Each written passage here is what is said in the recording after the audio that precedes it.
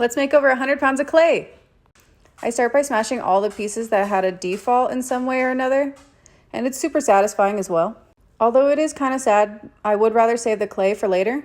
And then I also trim all the pieces so I can take all these little trimmings and save them. It ends up being a lot of trimmings, so it's a lot of clay in the end. So I usually put down large bags or large tarps because I don't want to lose any and I don't want to waste it. And since it's so easy to remake, why not? So we'll just add water, let it sit out for about an hour or a day. And you got to really get down up in there. You got to make sure that all the water gets down and around, or else it'll just sit up at the top. This was about after a day. The top was more sludgy, but this is about how it looks. And then we'll pull it all out of the buckets and also scrape the bucket because, like I said, we don't want to waste any. And I had a few buckets to pull from, so this is all of it.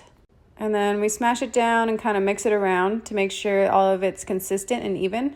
And then, of course, my phone fell, so I said I'm done for the night. So I let this sit out for the night and then put on some trimmings on the top of it so it can kind of soak in. And then grab a ball, roll that bitch around and smash it down.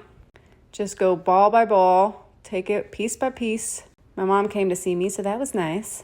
Your girl was getting cooked in the New Mexico heat.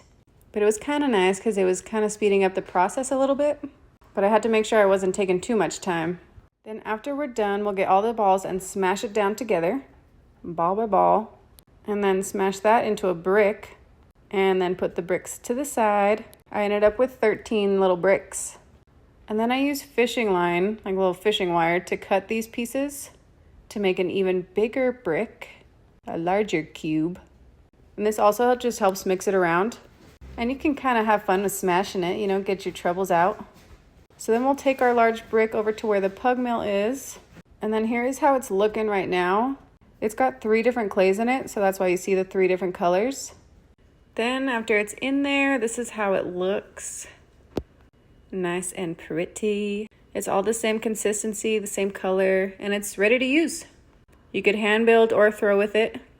The pug mill has 2 blades on the inside of it that mixes it around and a decompression chamber that takes out all the air. So it's fresh and new.